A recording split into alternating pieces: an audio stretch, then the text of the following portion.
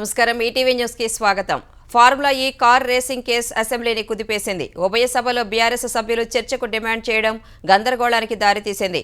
అసెంబ్లీకి నల్ల బ్యాడ్జీలతో హాజరైన బీఆర్ఎస్ ఎమ్మెల్యేలు గ్యారంటీలపై ప్రశ్నిస్తే అక్రమ కేసులు పెడుతున్నారని నినాదాలు చేశారు. ఫార్ములా ఈ రేస్పై అసెంబ్లీలో చర్చించాలని, లేకుంటే సభ జరగనివ్వబోమంటూ నినాదాలు చేశారు. సభలో సమాధానం చెప్పేందుకు కేటీఆర్ సిద్ధమని తెలిపారు.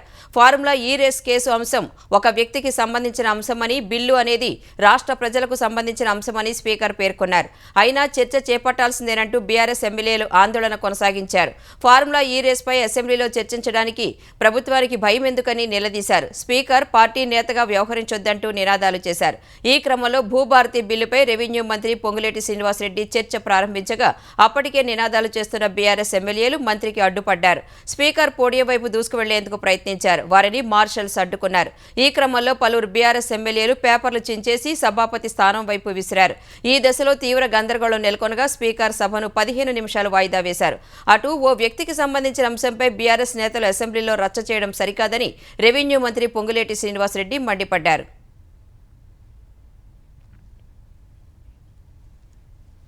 ఫార్ములా ఈ రేస్ కేసులో అవినీతి లేదని మంత్రి పొన్నం ప్రభాకర్ మాటల్లోనే తేలిందని బీఆర్ఎస్ కార్యనిర్వాహక అధ్యక్షుడు కేటీఆర్ అన్నారు. నగర ప్రగతికి ఉపయోగపడే కార్యక్రమాలకు ఖర్చు చేయవచ్చని, హెచ్ఎండిఏ కార్పొరేషన్ చట్టంలోనే ఉందని, ప్రతి పనికి ప్రభుత్వం అనుమతులు అవసరం లేదని అన్నారు. అసెంబ్లీ లాబీలో ఇష్టాగోష్ఠి మాట్లాడిన కేటీఆర్ ఫార్ములా ఈ రేస్ కేసును న్యాయపరంగా ఎదుర్కొంటామన్నారు. అలాగే ఔటర్ రింగ్ రోడ్డు లీజుపై స్పందించిన KTR national highway authority of India జాతీయ రహదారుల నుంచి డబ్బులు సేకరిస్తున్న టీఓటీ విధానంలోనే ఔటర్ లీజు నుంచి వచ్చిన డబ్బును రుణమాఫీకే ఉపయోగించామని స్పష్టం చేశారు. ప్రైవేటు కంపెనీకి లబ్ధి చేకూర్చినట్టు ఆరోపిస్తున్న సీఎం రేవంత్ రెడ్డి ఆ కంపెనీతో లీజును ఎందుకు రద్దు చేయటం లేదని కేటీఆర్ ప్రశ్నించారు. ఔటర్ లీజును వెంటనే రద్దు చేసి సిట్టింగ్ జడ్జితో కానీ, రిటైర్డ్ జడ్జితో కానీ నిష్పాక్షిక విచారణ జరిపించాలని కేటీఆర్ డిమాండ్ చేశారు. అలాగే కోకాపేట భూముల విక్రయాల్లో 10,000 కోట్ల రూపాయల కుంభకోణం జరిగిందంటున్న ప్రభుత్వం వాటిని రద్దు చేయాలని కోరారు. సభలో ప్రతిపక్ష సభ్యులపైకి వాటర్ బాటిల్స్, పేపర్లు విసిరేందుకే ప్రభుత్వం శిక్షణ ఇచ్చిందన్న కేటీఆర్ స్పీకర్ను పదే పదే దళితుడు అనడం ఆయన గౌరవాన్ని తగ్గించటమేనన్నారు. ఫార్ములా ఈ రేసు వ్యవహారంపై అసెంబ్లీలో చర్చించాలన్న కేటీఆర్ డిమాండ్ను మంత్రి సీతక్క తోసిపుచ్చారు. ప్రభుత్వ అనుమతి లేకుండానే ఫార్ములా ఈ రేసుకు డబ్బులు చెల్లించినప్పుడు సభలో ఎందుకు చర్చించాలని ప్రశ్నించారు. గవర్నర్ క్లియరెన్స్ ఇచ్చిన కేసుకు సభలో చర్చ అవసరం లేదన్నారు. ఫార్ములా ఈ రేసుపై చర్చ కోసం బీఏసీలో ఎందుకు అడగలేదని సీతక్క ప్రశ్నించారు. జైలుకు వెళ్లి యోగా చేస్తానని చెప్పిన కేటీఆర్ ఇప్పుడు ఎందుకు భయపడుతున్నారని నిలదీశారు. తప్పు లేకపోతే విచారణ ఎదుర్కొని నిర్దోషిగా బయటకు రావచ్చు కదా అని సవాల్ చేశారు. కేటీఆర్ తన సమస్యను తెలంగాణ ప్రజల సమస్యగా చిత్రీకరించే ప్రయత్నం చేస్తున్నారన్న సీతక్క గతంలో ప్రభుత్వ కేసులు ఎదుర్కొన్న నాయకులు కోర్టుకు వెళితే తప్పుపట్టిన కేటీఆర్ ఇప్పుడు కోర్టు మెట్లు ఎందుకు ఎక్కారని ప్రశ్నించారు. చట్టం ముందు అంతా సమానులేనని, ఫార్ములా ఈ కేసులో విచారణ ఎదుర్కోవాల్సిందేనని మంత్రి స్పష్టం చేశారు. మాజీ మంత్రి కేటీఆర్పై ఏసీబీ నమోదు చేసిన ఫార్ములా ఈ రేసు కేసులో ఎన్ఫోర్స్మెంట్ డైరెక్టరేట్ ఈడీ రంగంలోకి దిగింది. ఈ కేసుకు సంబంధించిన ఎఫ్ఐఆర్ డాక్యుమెంట్లు ఇవ్వాలని ఏసీబీకి ఈడీ లేఖ రాసింది. ఈ కేసుకు సంబంధించిన వివరాలు రాగానే మనీ లాండరింగ్ కింద ఈడీ కేసు నమోదు చేయనుంది. హెచ్ఎండిఏ ఖాతా నుంచి నేరుగా విదేశాలకు నగదు బదిలీ చేయడంపై ఈడీ దృష్టి సారించినట్లు తెలుస్తోంది. ఆర్బీఐ అనుమతి లేకుండా నిధులు బదిలీ చేశారనే కోణంపై విచారణ చేసే అవకాశం ఉంది. ఫార్ములా ఈ కార్ రేసింగ్ పేరుతో 55 కోట్లు విదేశాలకు చెందిన కంపెనీలకు మళ్లించారనే ఆరోపణలపై పీఎంఎల్ఏ కింద ఈడీ కేసు నమోదు చేసి దర్యాప్తు చేయనుంది. ఎన్ఫోర్స్మెంట్ కేసు ఇన్ఫర్మేషన్ రిపోర్ట్ నమోదు చేసిన తర్వాత నోటీసులు జారీ చేసి విచారణ జరిపిన అనంతరం చర్యలు తీసుకోనుంది. ఫార్ములా ఈ రేస్ వ్యవహారంలో ఇప్పటికే కేసు నమోదు చేసిన ఏసీబీ మాజీ మంత్రి కేటీఆర్ను ప్రధాన నిందితుడిగా పేర్కొంది. మాజీ పురపాలక శాఖ ప్రత్యేక ప్రధాన కార్యదర్శి Arvind Kumar, HMDA chief engineer BLN రెడ్డిలను 2, 3 నిందితులుగా ఏసీబీ చేర్చింది. ఆంధ్రప్రదేశ్ రాజధాని అమరావతి నిర్మాణానికి 6,800 కోట్ల రూపాయల రుణం ఇచ్చేందుకు ప్రపంచ బ్యాంక్ ఆమోదం తెలిపింది. ఈ మేరకు అమరావతి సమగ్ర స్థిర అభివృద్ధికి మద్దతిస్తున్నట్లు ప్రపంచ బ్యాంక్ ప్రకటించింది. నిన్న జరిగిన బోర్డు భేటీలో అమరావతి రుణానికి ఆమోదం తెలిపిన ప్రపంచ bank Amaravati integrated urban development programme ఆమోదించినట్లు తెలిపింది. అమరావతిని ఆర్థిక కేంద్రంగా మార్చేందుకు సహకరిస్తామని పేర్కొంది. 6 ఏళ్ల గ్రేస్ పీరియడ్ సహా 29 ఏళ్ల మెచ్యూరిటీతో రుణం అందిస్తామని స్పష్టం చేసింది. పట్టణీకరణకు అమరావతి అద్భుత నమూనా అన్న ప్రపంచ బ్యాంక్ రాజధానిలో కీలక మౌలిక సదుపాయాల నిర్మాణానికి అంతర్జాతీయ పరిజ్ఞానం తీసుకొస్తామని వివరించింది. స్మార్ట్ గ్రీన్ టెక్నాలజీ డిజైన్ విధానాలను తీసుకొస్తామని, విపత్తు నిర్వహణ సామర్థ్యం పెంపొందించడంలో సహాయం చేస్తామని హామీ ఇచ్చింది. ఇందుకోసం ప్రాజెక్టు భాగస్వాములతో విస్తృత ప్రయత్నాలు చేస్తామంది. వచ్చే 5 ఏళ్లలో అమరావతిలో 50,000 ఉద్యోగాలు సృష్టించే అవకాశం ఉందని ప్రపంచ బ్యాంక్ వెల్లడించింది. రైతులకు లాభం చేకూర్చే అత్యాధునిక పద్ధతుల్లో ముందుకు వెళ్లాలని సీఎం చంద్రబాబు ఆదేశించారు. ఇప్పటికీ సాంప్రదాయ పద్ధతులను అనుసరిస్తే సరిపోదని, సాంకేతికతను పూర్తి స్థాయిలో వినియోగించుకోవాలని నిర్దేశించారు. కృష్ణా జిల్లా పెనమలూరు నియోజకవర్గం గంగూరు రైతు సేవా కేంద్రాన్ని చంద్రబాబు సందర్శించారు. ధాన్యం కొనుగోలు, చెల్లింపుల తీరును పరిశీలించారు. తూకంలో హెచ్చుతగ్గులు, తేమ శాతంలో లొసుగులు వంటి అంశాలపై ఆరా తీశారు. తరువాత రైతులతో మాట్లాడిన చంద్రబాబు వారికి ఐవీఆర్ఎఫ్పై స్వయంగా అవగాహన కల్పించారు. తేమ శాతంలో ఎందుకు మార్పులు వస్తున్నాయంటూ అధికారుల నుంచి సీఎం వివరణ తీసుకున్నారు. అధికారుల నుంచి తనకు కావాల్సింది డాక్యుమెంటేషన్ కాదని, రైతులకు సేవ చేసే విషయంలో పురోగతి కనిపించాలని సీఎం సూచించారు.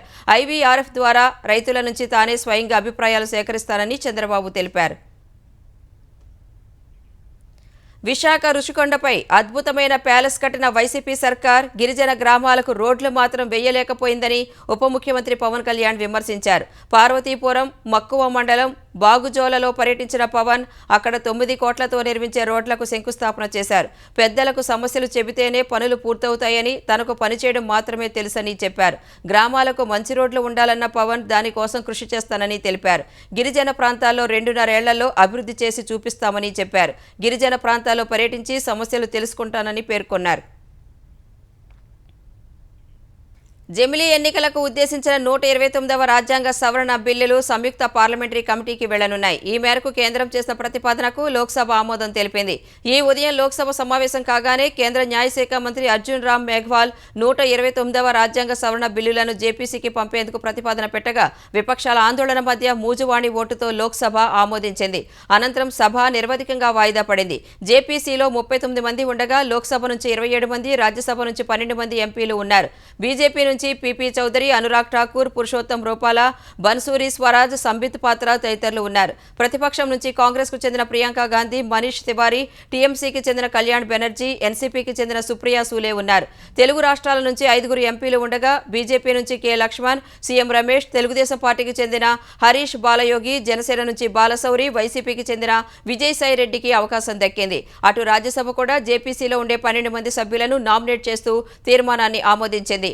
అనంతరం సభ నిరవధికంగా వాయిదా పడింది. అధికార ఎన్డీఏ ఎంపీలు, ప్రతిపక్ష ఇండీ కూటమి సభ్యుల పోటాపోటీ ఆందోళనలతో పార్లమెంటు పరిసరాలు దద్దరిల్లాయి. బాబాసాహెబ్ అంబేద్కర్ను ఉద్దేశించి చేసిన వ్యాఖ్యలపై హోంమంత్రి అమిత్ షా క్షమాపణ చెప్పడం సహా పదవికి రాజీనామా చేయాలంటూ ఇండీ కూటమి ఎంపీలు 2వ రోజు ఆందోళన కొనసాగించారు. విజయ్ చౌక్ వద్ద ప్లకార్డులు పట్టుకుని నిరసన తెలిపారు. ఈ ఆందోళనలో పాల్గొన్న వైనాడ్ ఎంపీ ప్రియాంక గాంధీ ఎన్డీఏ ప్రభుత్వం రాహుల్ గాంధీపై ఇప్పటికే ఎన్నో అక్రమ కేసులు పెట్టారని, ఇప్పుడు మరో ఎఫ్ఐఆర్ నమోదు చేశారని అన్నారు. అధికార పార్టీలో నిరాశ ఏ స్థాయికి చేరిందో అర్థమవుతుందని ఆమె ఎద్దేవా చేశారు. అటు పార్లమెంట్ ఆవరణలోని గాంధీ విగ్రహం వద్ద ప్లకార్డులు పట్టుకుని నిరసన చేపట్టిన ఎన్డీఏ ఎంపీలు తమ 2 ఎంపీలపై దాడి చేయడం సహా మహిళా ఎంపీని అవమానించిన రాహుల్ గాంధీ క్షమాపణ చెప్పాలని నినాదాలు చేశారు. తెలంగాణ ప్రభుత్వం ప్రతిష్టాత్మకంగా తెచ్చిన భూభారతి బిల్లుకు శాసనసభ ఆమోదం తెలిపింది. ఈ బిల్లుపై జరిగిన చర్చకు సమాధానమిచ్చిన ముఖ్యమంత్రి రేవంత్ రెడ్డి బీఆర్ఎస్ ప్రభుత్వం తెచ్చిన ధరణి రైతులను తమ భూములకు దూరం చేసిందని ఆరోపించారు. కేసీఆర్ హయాంలో అర్ధరాత్రి వేళ రిజిస్ట్రేషన్లు జరిగేవన్న రేవంత్ భూదాన్ భూములను అక్రమంగా ప్రైవేటు వ్యక్తులకు విక్రయించారన్నారు. కేంద్ర మంత్రి కిషన్ రెడ్డి సొంతూరిలో 100 ఎకరాల భూదాన్ భూమిని స్వాహా చేశారని ఫిర్యాదు చేస్తే కూడా పట్టించుకోలేదని ఆక్షేపించారు. ధరణి పోర్టల్ అద్భుతమైతే కేసీఆర్ సభకు వచ్చి ఎందుకు వివరించడం లేదని రేవంత్ ప్రశ్నించారు. ధరణి పోర్టల్ను కేంద్ర సంస్థ అయిన ఎన్ఐసికి ఎందుకు అప్పగించలేదని ప్రశ్నించారు. వ్యక్తుల అనుమతి లేకుండా గోప్యమైన సమాచారం సేకరించడం నేరమన్న రేవంత్ ఎంతో విలువైన సమాచారాన్ని ప్రైవేటు వ్యక్తుల చేతుల్లో పెట్టిన కేసీఆర్ను శిక్షించాలని వ్యాఖ్యానించారు. అనుభవం లేని ఐఎల్&ఎఫ్ఎస్ సంస్థకు అప్పగించవద్దని ఎన్ఐసి, కాగ్ హెచ్చరించినా నాటి బీఆర్ఎస్ ప్రభుత్వం ఖాతరు చేయలేదని రేవంత్ రెడ్డి అన్నారు. సీఎం సమాధానం తర్వాత బిల్లును మూజువాణి ఓటుతో సభ ఆమోదించింది. తర్వాత సభ రేపటికి వాయిదా పడింది. ధరణిపై ఫోరెన్సిక్ ఆడిట్ నిర్వహిస్తామని తెలంగాణ రెవెన్యూ శాఖ మంత్రి పొంగులేటి శ్రీనివాసరెడ్డి చెప్పారు. అయితే ఈ ఆడిట్తో పెద్ద ప్రయోజనం ఉండదని, అందులోని అక్రమాలు బయటకు రావాలంటే సిబిఐ విచారణ చేయించాలని అభిప్రాయపడ్డారు. ధరణిలో అక్రమాలు చేసి లాక్కున్న ఆస్తులను స్వాధీనం చేసుకుంటామని స్పష్టం చేశారు. అసెంబ్లీలో భూభారతి చట్టంపై చర్చ ప్రారంభించిన మంత్రి లోపభూయిష్టమైన ధరణి చట్టాన్ని ప్రక్షాళన చేశామన్నారు. భూభారతి చట్టం వల్ల ప్రజలు, పేదలు, రైతులకు న్యాయం జరుగుతుందని వెల్లడించారు.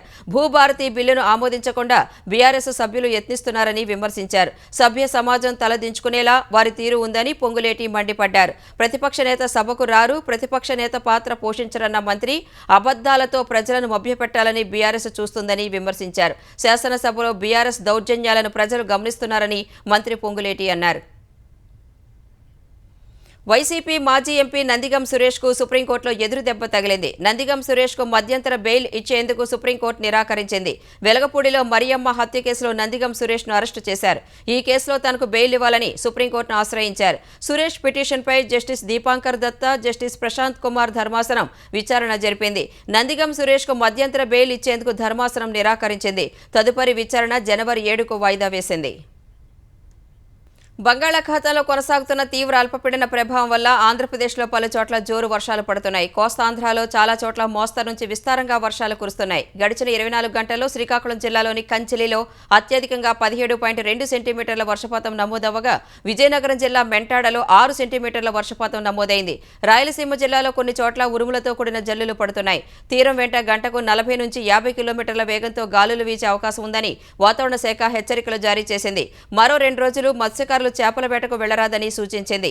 భారీ వర్షాలు కురిసే అవకాశం ఉందన్న వాతావరణ శాఖ హెచ్చరికలతో రైతులు అప్రమత్తంగా ఉండాలని అధికారులు సూచించారు. అనారోగ్యంతో కన్నుమూసిన ప్రఖ్యాత తబలా విద్వాంసుడు జాకీర్ హుస్సేన్ అంత్యక్రియలు అమెరికాలోని శాన్ ఫ్రాన్సిస్కోలో జరిగాయి. వందల మంది అభిమానుల సమక్షంలో అంతిమ సంస్కారాలు నిర్వహించారు. ఊపిరితిత్తుల సమస్యతో బాధపడిన 73 ఏళ్ల జాకీర్ హుస్సేన్ ఆసుపత్రిలో చికిత్స పొందుతూ ఈ నెల 16న తుదిశ్వాస విడిచారు. శాన్ ఫ్రాన్సిస్కోలోని ఫెర్న్వుడ్ శ్మశాన వాటికలో ఆయన అంత్యక్రియలు నిర్వహించారు. డ్రమ్స్ మాస్ట్రో శివమణి మరికొందరు కళాకారులు జాకీర్ హుస్సేన్కు సంగీత నివాళి అర్పించారు.